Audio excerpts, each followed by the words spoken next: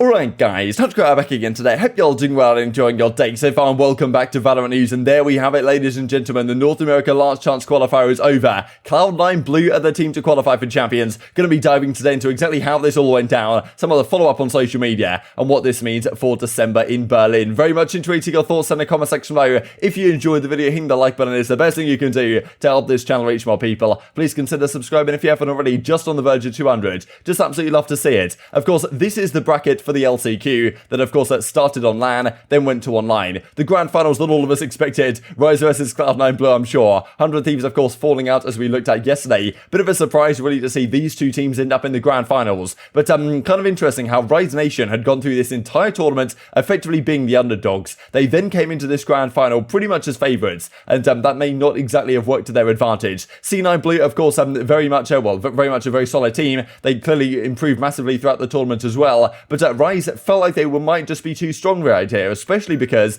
earlier in the tourney, Rise had also played C9. Now, it kind of surprised me to not see too much discussion about the fact that a team had lost here, I'd gone down to losers, and yet they come back to the grand finals and still effectively just play a straight up best of 5 with no seeming advantage really for the team from the winner side. There was no 1-0 map advantage for Rise. There was nothing along those lines. It was like, okay, play a best of 5 and see who wins. Now, no doubt Cloud9 Blue were the better team here. They did win fair and square, and they probably would have won even if Rise had a 1-0 advantage, right? Because they bodied them in this series. But still, kind of strange to see Rise not get any advantage given the fact that they didn't lose a series the entire tournament until this point and even beat Cloud9 earlier on. And yet apparently that counts for absolutely nothing when we go into this grand finals. That seems to be the way that esports do it nowadays. A lot of talk in Call of Duty scene about that the last year or so. So anyway, let's kick things off. Cloud9 open up on Breeze with a pretty comfortable victory in the end. That was what was quite remarkable about this series was that, Superman was making some great plays, brought this back to at least a respectable level, but C9 just seemed way ahead of the game. Of course, some of the individuals on Rise didn't necessarily turn up as we might have expected them to. Shanks was talking afterwards the fact that he didn't really have his greatest performances really the last couple of days, especially in this one, but all the C9 guys were just playing phenomenally well. zyppan was an absolute beast in terms of the entries, and Leaf was playing great. All the guys really had their moments. Mitch as well, certainly, and despite some critical moments here from Superman in the end, it really just wasn't enough. So map 1 goes to Cloud9 Blue, and then game 2 on Split was completely dominant. This was this was a flawless game. I don't really know if we had one of these the entire tournament, but we saw it in the grand finals. Rise seemed completely lost. C9 just ran away with it. Already a 9-0 advantage you can see right here, or at least it was after this round, and then they come out to win the entire thing 13-0. And this is like not the performance you want. It's like so demoralizing it must be for Rise to have such a great performance the entire series or the entire event, and then to come in here to the grand finals, get completely bodied here on Split, and seem like the second best team, no doubt. And it must have been pretty hard mentally to recover from that one. This I thought was kind of funny, right? We saw some boys highlights versus Cloud9. This is kind of the classic Fort Minor, remember the name type intro thing, where someone gets 0 kills and they go through and do that kind of montage, and then it ends up they actually went 0-13 for the entire map, which wasn't the prettiest, right? Given the fact that what Rise had done in the previous rounds to come in and drop a 0 bomb, that's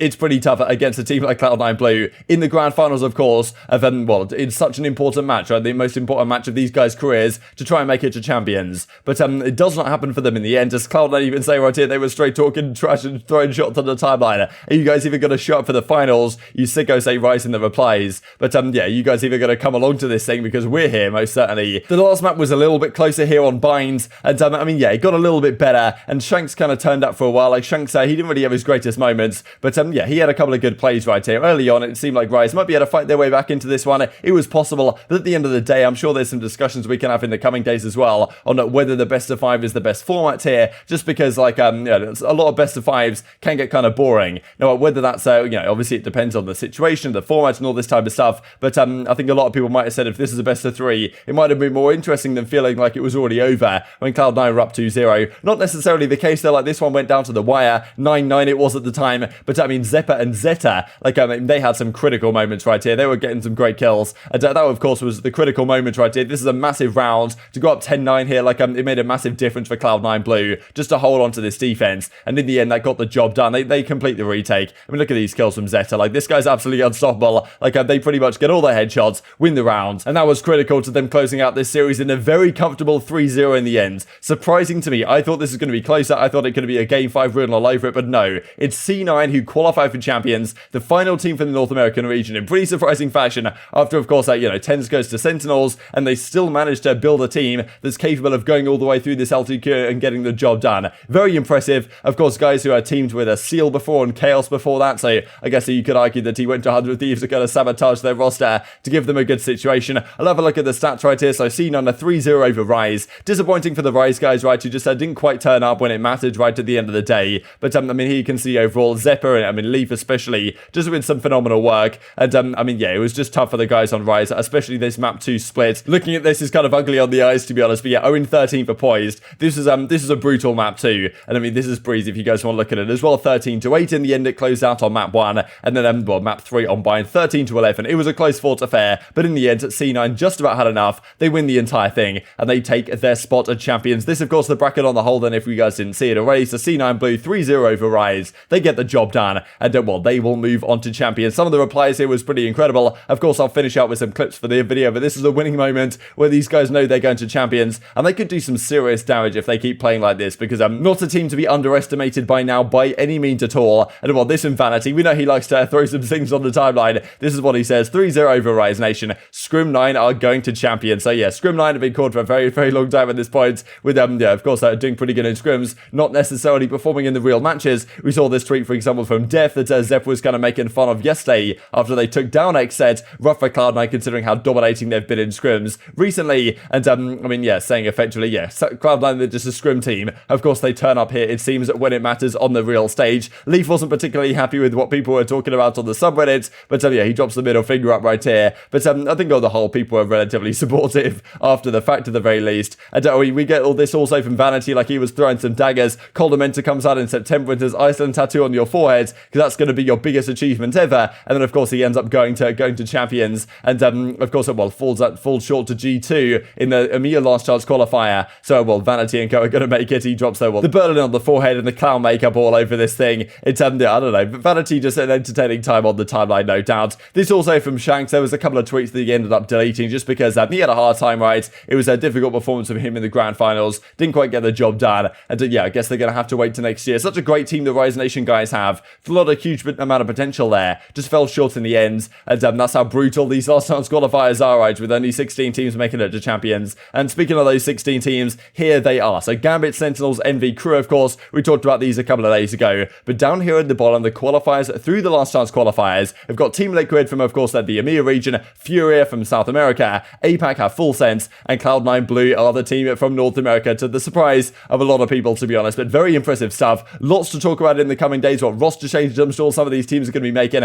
Very much intrigued to your thoughts in the comment section below. Hope you guys enjoyed the video. If you did enjoy it, hitting the like button tells those YouTube overlords this is a good video. Other people like you may enjoy it as well, and I've grown the competitive Valorant community. Thank you much, as always. Take care, and I will see you next time. Safety, Neptune, inside the smoke, always seems to be able to play this situation so well, tap dancing and tiptoeing around. That's one for him. zyppan comes up with it, but is it gonna be enough? Superman in this situation seems to be able to find the win more than not, and it would be huge here to keep them in the game. That doesn't bring the ult down. One step in. He moves spot, still firing. They both have phantoms, so they cannot see the tracers. Oh, the left! Oh, he's got the right click. Classic. Holy moly. You can see just... Fake out, they was going towards spawn. The other's going through ropes, but Vanity's holding back towards heaven. One of the things that's definitely happening here for C9 is they're not allowing Rise to get the eco frags that brought Rise into so many of their series. These buy rounds for them would be such good trades. They drop members of their opponent. And what you've seen here in these rounds is C9 keeping all of their members alive on their wins. They have so much money. They're not being tarnished on the economy anyway in these wins. So Rise has really, really got a tough game ahead of them here. Almost a 12-0 first half. This could be the 9th. And there it is. Cloud9 Blue, click of a 9. That's a flawless coming in for the eco of into action. Quiet. There's Shanks with 2. They have lost Neptune, but numbers are 4v3 in favor of Rise here. Spike's down, which means they have a lot of time to work with now. Oh, Shanks coming online for this one, and he gets a nice out coming in for C9. They're going to have to blast out of this since they don't really have a flank for it, and one out. Superman drops Leaf, looking for another one, knows they're in sight. He's going to calm that through, and zyppan's going to be able to drop 1. Does he have another 3K, 4K round? That's 2. Hard to stop this gentleman when he's on raise, when he's invasive. anything. Rise still have the spike down. It's a bit of an upper hand in their favor, and they can play around that. But how much more in their favor? Zeta coming up huge. Zeta and Zeppa clear the site, and the defuse already coming through for Vanity. Oh man, it looks so good on the entries to start things off. Get disrupted, Mitch. There was no more Viper utility. Let's go!